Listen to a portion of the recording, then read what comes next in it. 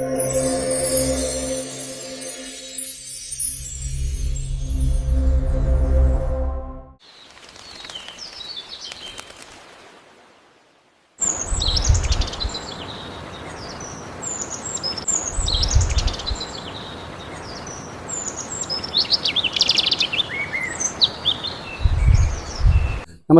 मी advocate Harshad Gokhale. नमस्कार, मी स्नेहल गोखले. तुम्ही इथे बघितलं तर तो एक दिसणार नाही लांबून माझ्या मते. आता भुंगे येतात याचं कारण इथल्या कमलिनीमधले पराग घ्यायला. आता हे बघा, तुम्ही इकडे या, इथे तुम्हाला दिसतील ह्या मधमाशा यायला सुरुवात झालेली आहे. फुलपाखरू हा कीटक असा आहे की तो पोलिनेशनला म्हणजे परागीभवनाला फार मदत करतो आणि प्रत्येक फुलपाखरू हे मायग्रेशन करत असतो. नमस्कार, मी स्नेहल गोखले. मी एक हौशी बागकाम प्रेमी आहे. उन्हाळ्यामध्ये जेव्हा गच्चीवरची बाग असते तेव्हा बऱ्यापैकी उन्हाचा तडाखा बसतो. तर अशा वेळी आपण एक काम करू शकतो, मल्चिंग म्हणजे जो काही पालापाचोळा आहे तो आपल्या कुंड्यांमध्ये अंतरला तर होणारं पाण्याचं बाष्पीभवन कमी होतं आणि आपलं घातलेलं पाणी बराच वेळ झाडांमध्ये टिकू शकतं आणि जो उन्हाच्या तडाख्याने झाडं मरायची शक्यता असते ती कमी होते. या वेळेला खत सुद्धा घालताना शक्यतो विद्राव्य खत जास्त म्हणजे जीवामृत सारखं खत हे आपण जास्त घालावं.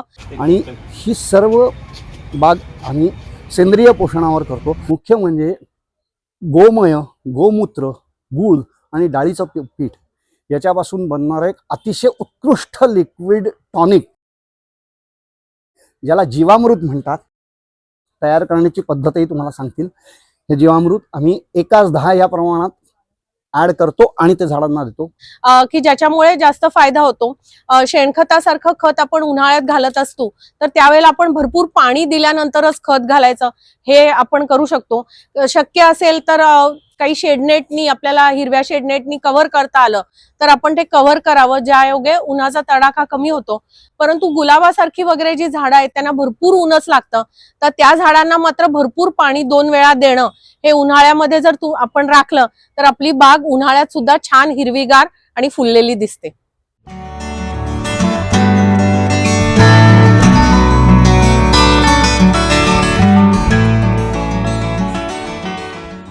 पूर्णपणे सेंद्रिय बाग आहे. हे मी शिकत गेलो माझ्या आजीकडनं लहानपणी आणि नंतर मी जसं म्हणलं आमचा मित्र आमोद राळकर त्यांनी हा आमचा जेव्हा ग्रुप स्थापन केला तेव्हा एकमेकांबरोबर मी याच्यासाठी वेगळं प्रशिक्षण काही घेतलं नाही, प्रयोगातून आपोआप शिकत गेलो आणि त्याच्यातच खरी मजा आहे. आता माझा ह्याचा पुढचा प्रोजेक्ट आहे की मला बागेमध्ये आता ड्रिप इरिगेशन ऑटोमेटेड करायचं आहे. ते आता ह्या सुट्टीमध्ये मी करण्याचा प्रयत्न करणार आहे. अशा पद्धतीने ही माझी बाग आहे छोटीशी.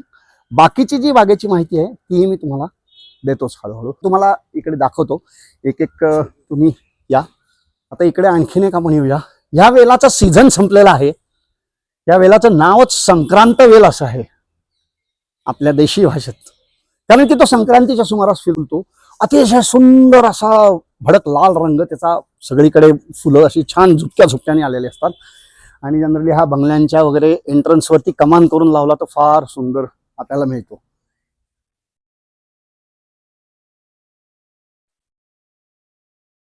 हे इकडे आता हा जो वेल आहे हा बघू शकताय तुम्ही, सायली आहे, ही सायलीचा वेल आहे. आता इकडे बघू शकता तुम्ही, हा आम्ही पांढरा मुळा लावलेला आहे. आता हा अजून तयार व्हायचा आहे, हळूहळू वरती यायला लागतील आणि तयार होतील. हा इकडे टोमॅटो लावलेला आहे. टोमॅटो आता हे बघा इकडे तुम्ही बघू शकता हळूहळू टोमॅटो फुलावला यायला लागला. हे टोमॅटोचं पहिलं फळ इकडे धरायला लागलेलं आहे. याचा पहिला सीझन होऊन गेलेला आहे. इकडे आमची छोटीशी नर्सरी टाईप आम्ही डेव्हलप केलेली आहे. आम्ही ही रोपं बनवतो आणि लोकांना देतो. हे पुढचं माझ्याकडचं जे रोप आहे हे पेरूचं रोप आहे. तुम्ही पुन्हा बघू शकता हे मी साध्या ग्रोबॅग मध्ये लावलेलं आहे. याचंही माध्यम पुन्हा इथे सगळीकडे माध्यम पूर्ण माती नाही, 30 ते 50% माती आणि उरलेलं सगळं लिफ मोल्ड कंपोस्ट, शेणखत, घरातला ओला कचरा, आमच्याकडे जो बागेतला कचरा जमा होतो त्याचंही खत करायला आम्ही इथे ठेवलेलं आहे. तेही तुम्हाला दाखवतो. तुम्ही पेरू जर का बघितले तेवढ्याशा ह्याच्यात किती पेरू लागलेत ते तुम्ही बघू शकता. फुटव्या गणिक पेरू आहेत. त्याच्या आधीच्या बहरामध्ये मला ह्या पेरूच्या जवळजवळ 200 पेरू मिळाले. मगाशी बोगनवेल, मला रंग सांगता येणार नाही, पण हे बघा, हे एक वेगळा रंग आहे, ही बोगनवेलच आहे.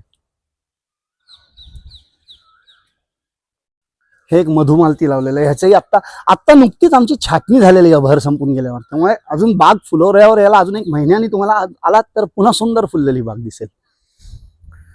मधुमालती याला कधी कधी नर्सरीमध्ये साधारण त्याच्यासारखंच दिसणारं एक रोप तुम्हाला दिलं जातं, पण ते मधुमालती नाही, ते रंगून क्रीपर हे असतं.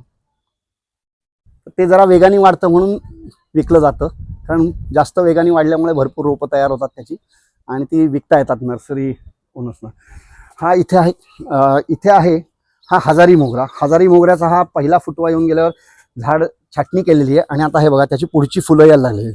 हा हजारी मोगरा दिसायला अतिशय सुंदर दिसतो. म्हणजे हजारी मोगरा ह्याला याच्यासाठी म्हणतात की हे एक फुल असं प्रचंड भरपूर पाकळ्या असं गेंद्यासारखं येतं.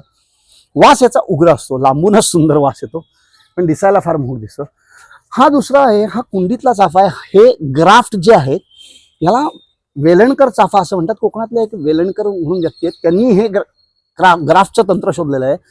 तुम्ही आता हे बघा, आमचा पहिला फुटवा संपून छाटणी झाल्यावर नवीन काळ्या धरायला लागल्या आहेत. मला कुठल्याही दिवशी, आता पूर्ण ह्या अजून महिनाभराने वाढ झाली की हा आपला सोनचाफा आहे सुंदर, मला at any given point in time एका दिवशी किमान 20 ते 25 फुलं एका कुंडीतनं मिळतात. हे बघा, हे इकडे आता फुटवे धरायला लागले आहेत, तुम्हाला दिसतील. आता वेगवेगळ्या साईजच्या कळ्या दाखवतो. हे बघा, ही अगदी छोट्या फुलायला लागलेल्या कळ्या आहेत, ही थोडी मोठी झालेली आहे, ही आता अजून 1-2 दिवसात ही फुलणार आहे. ही अजून मधल्या स्टेज मधली एक कळी, असं भरपूर आहे. आता तुम्ही बघितलं तर हे बघा, मला म्हणजे आता पहिला बहर येऊन गेल्यावर जस्ट सुरुवात केली तरी सुद्धा हे बघा, 1 2 3 आता 3 फुलं मिळालेली आहेत. परत संध्याकाळी फुलतील. मला अतिशय सोनचाफा आवडतो म्हणून मी ही 3 रोपं लावलेली आहेत. ही पुन्हा इकडे 2 वेगवेगळ्या रंगाच्या बोगनवेल आहेत. हे एक रंग आहे आणि हा एक पांढरा, ही ज्याला बोके बोगनविला म्हणतात तशी आहे. तर ह्या पद्धतीने आम्ही हे संगोपन करायचा प्रयत्न करतोय. त्यामुळे आमच्या इथे एक सिंथेसिस सतत चालू असतं, त्याचा आम्हाला खूप फायदा होतो. बाकीची जी बागेची माहिती आहे तीही मी तुम्हाला देतोच हळूहळू. धन्यवाद. आणि तुमच्या प्रतिक्रियाही कळवा, आणि तुमच्यापैकी बरेच जण ह्यातले तज्ज्ञ असतील तर आम्हाला मार्गदर्शनही जरूर करा, आम्हाला ते उपयोगाचं ठरेल. मनःपूर्वक धन्यवाद.